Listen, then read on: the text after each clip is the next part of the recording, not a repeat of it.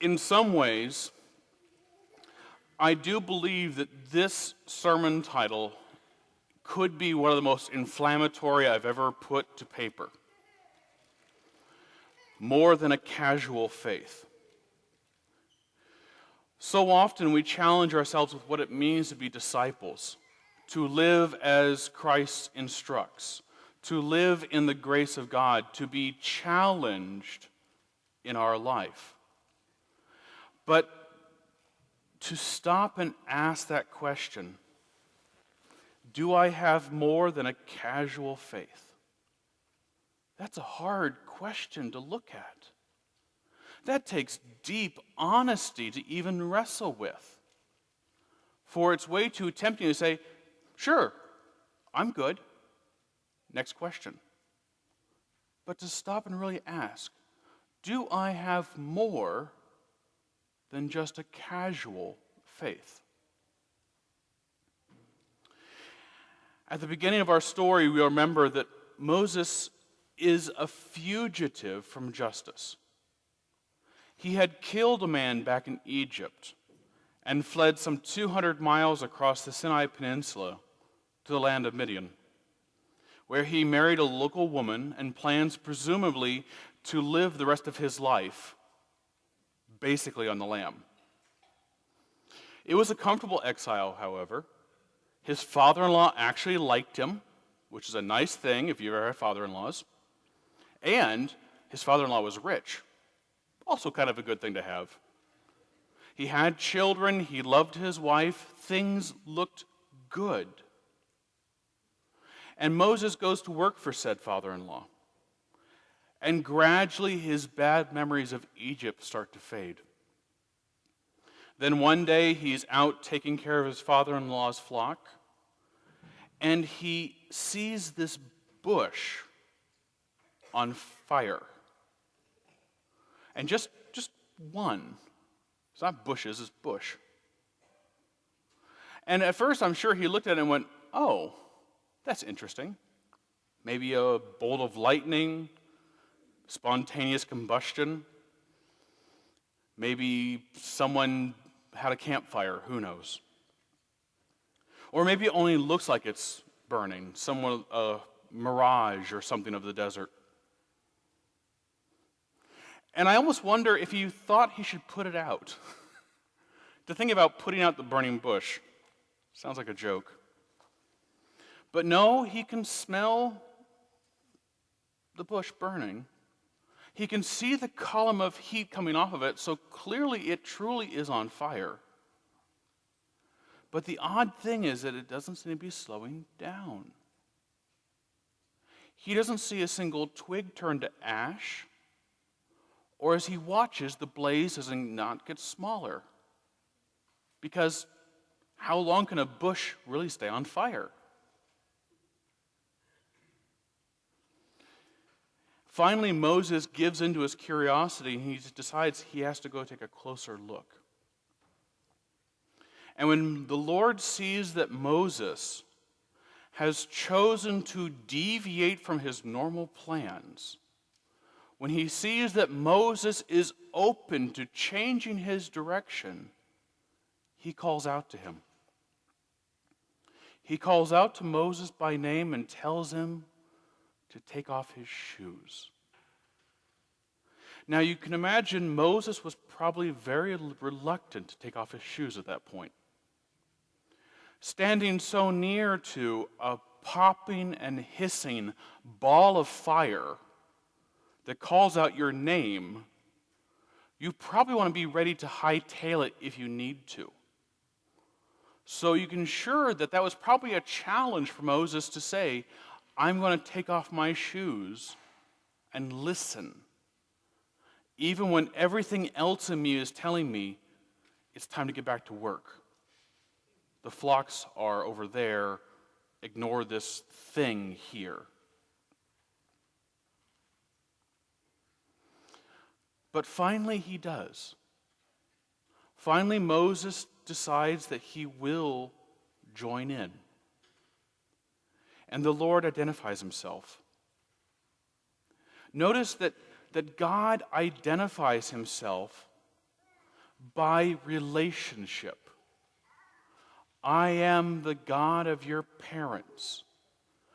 And, because it might help, also your grandfather, your great-grandfather, and your great-great-grandfather. Those three men.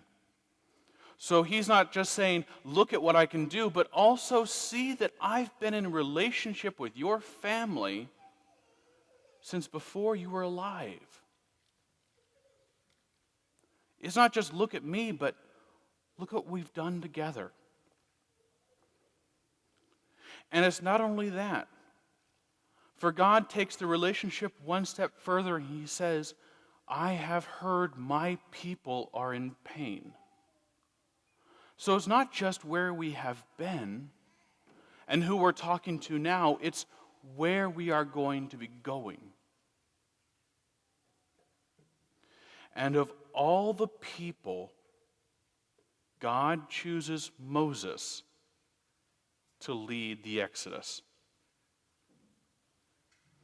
Now, I'm sure you can imagine that to Moses, this sounds like a really bad idea.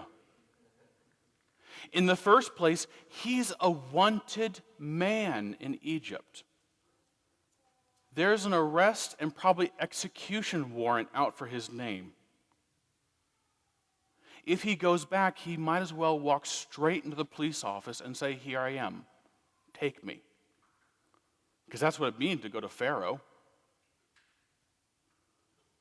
And in the second place, he has some real questions about his leadership skills. Who am I to do this? Pick someone better.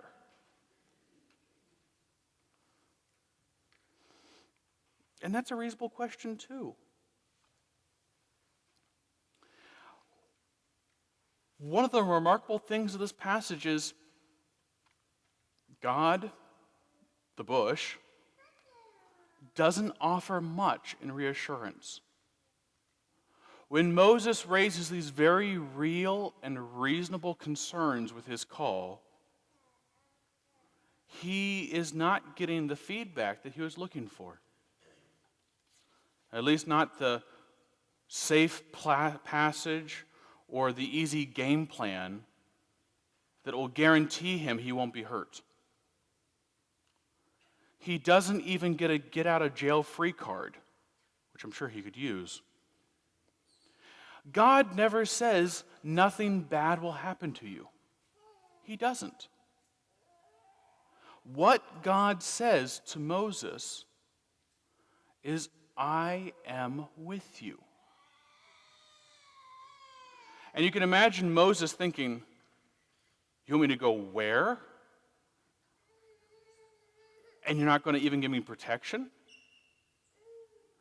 But hear what God is saying to Moses. As Moses is bringing up all these concerns for whether he should follow or not, what God is telling Moses is, never mind who you think you are. Never mind all the excuses you are making in your own head. What matters is who I am, and that I have chosen you. And if that's the case, it will work.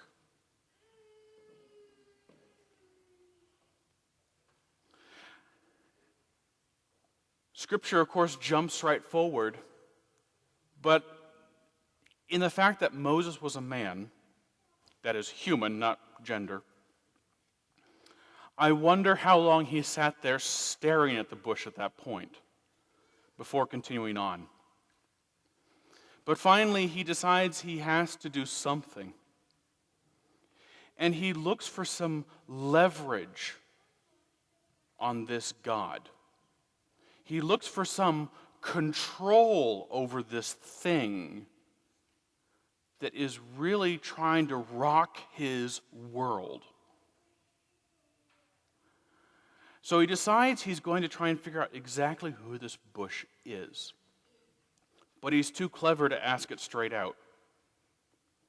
Scripture says he said, if I come to the people and tell them the God of the forefathers has sent me, and they ask me his name, what am I to tell them? Almost as if to say, not that I want to know for myself, mind you, but if they ask, who should I say is calling? Sneaky. And God answers, I am who I am. Tell them that I am has sent you. Now, what kind of answer is that? Imagine you're sitting next to someone at the party, and you're talking for a while, and before you realize it, you don't even know who this person is. And so you ask them, what's your name?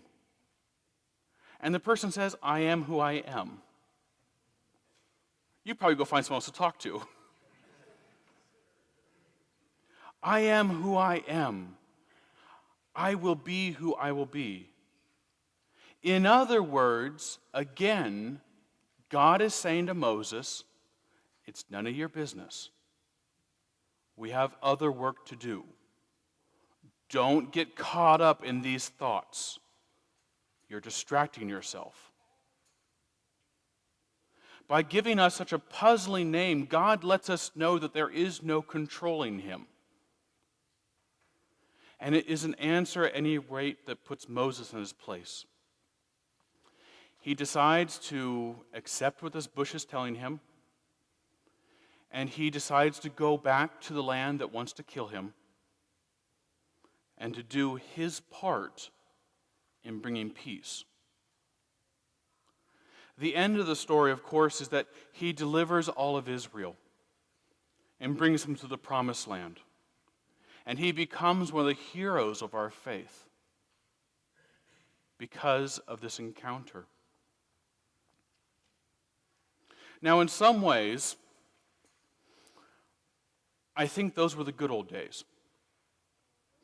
Burning bushes, angels on high, pillars of fire, parted seas, all those unmistakable signs, all those majestic things that if I saw, I would, of course, stop my life, right? Wouldn't we all love to have that sort of aha moment with God? Yet, if I'm honest, again, brutally honest with myself, I wonder if I stay so busy sometimes that I might not even see it if it ever came up. I am so busy living my life. I am so focused on my list of things to do that I would not even notice a burning bush if it was right next to me. In some ways, my calendar is more my God than anything else. And I'm going to guess I'm not the only one. Friends, Moses was willing to set his flock aside, willing to step out of his game plan, willing to put the agenda behind him if it meant encountering God. There's a challenge here. There's a challenge of maybe I have missed something in my life. Maybe I have stayed so busy focusing on the wrong things that I missed the miraculous. A burning bush? I didn't see it. A burning bush? I don't have the time this week. A burning bush? There has got to be a logical explanation to this. A burning bush? Someone go get the fire extinguisher. It's funny. But when we do that, we miss so much. when we cram our lives so full that we don't even realize that the earth, as God's masterwork, is crammed full with miracles. Each bush is burning with God if we choose to stop and take off of our shoes for a while. If we do not choose to see the holy in our everyday, then we're likely just to see a hedge that needs trimming, and also sheep that need herding, errands that need running, and well, fill in your own blank. So it might be a good practice for us to take off our shoes for a while. Be willing to ask, have I been focusing on the wrong things? Knowing that wherever we are, if we stop and encounter God, that is a place of holiness.